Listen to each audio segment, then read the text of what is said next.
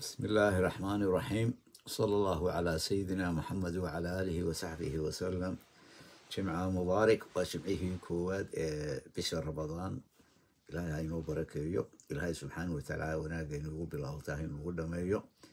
إلهي دتك اللي باتيسن إسلام كعه ويقوه الرئيس دتك رئيس فلسطين. إلهي دفتها كتوقع ودقارها كتوقع إلهي نبذها وسعلي إلهي نصرك هالسيو. إلهي ميتدين انتي دمتي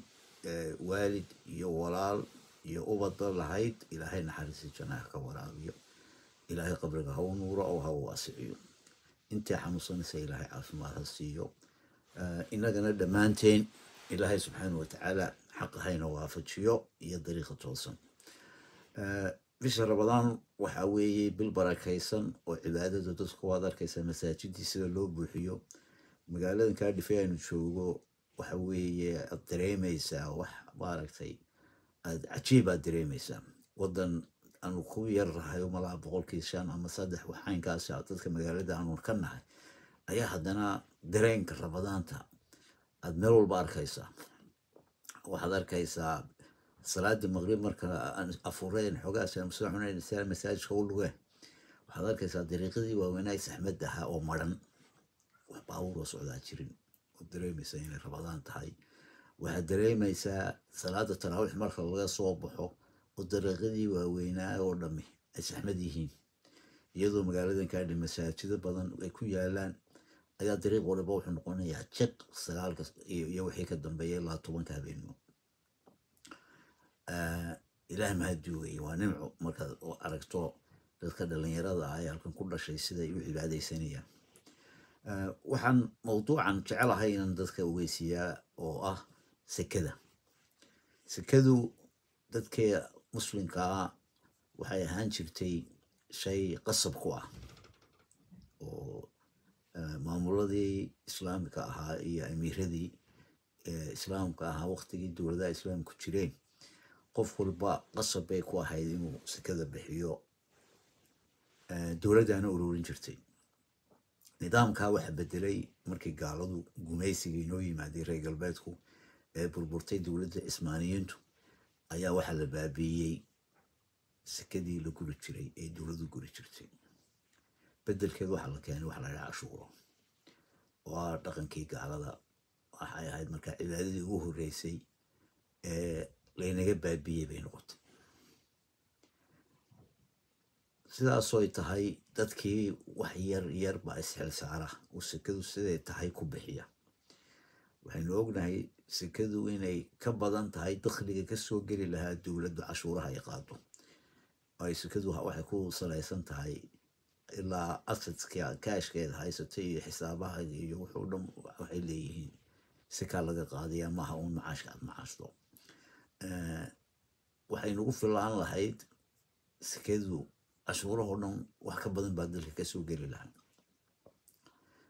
laakiin waxa weeye waxa lagu bixinayaa maxay wax gooniya oo cid gooniya oo kuwaaj ku tahay baa la siinayaa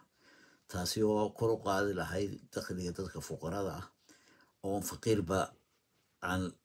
laga xoroobi lahaa inuu jiro wax faqri oo baahi dalalka islaamka waa inayna soo martay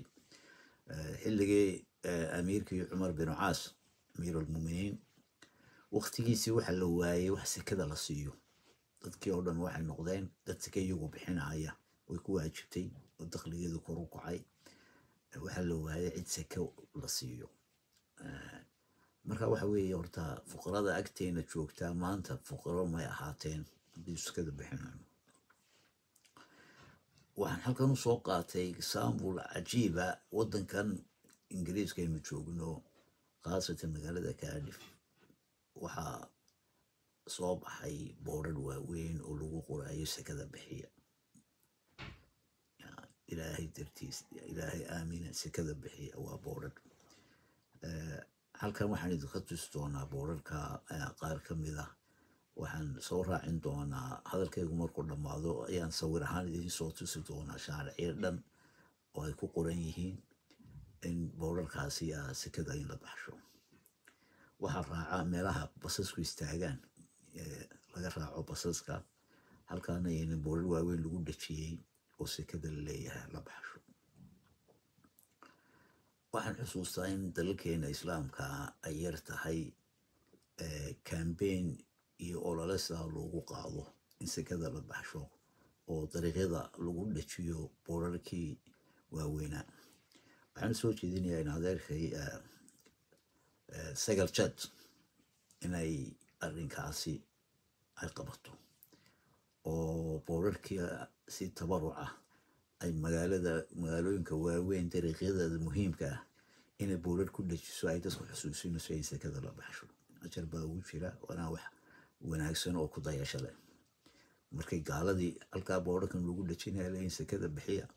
in dalkeeniina lays xusuusiyo. markaa mawduucaasi baan runtii aan gocday inaan jimcahan idinla wadaago. war sekadu waxay leedahay waxyaabo badan oo dhibaatooyinkan ina haysto oo dhan islaamka haya. culamo badan waxay aaminsan tahay in sekada laga tegay ay tahay rukunka ugu weyn ee islaamka laga daciifiyey. dhaqanka gaaladu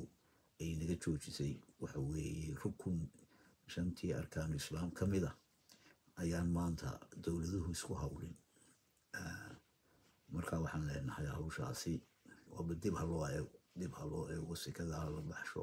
oo ha laisku waaniyo oo dadka masaakiinta ha loo naxo oo wax waliba marka waa kuwan way ku kacayaan. cashuuro oo dhan waxay noqotoon cashuur la saarayo ninka maskiinka ah. nooc kasta oo cashuuro soo baxaaba wuxuu saaran yahay dadka caadiga ah ee masaakiinta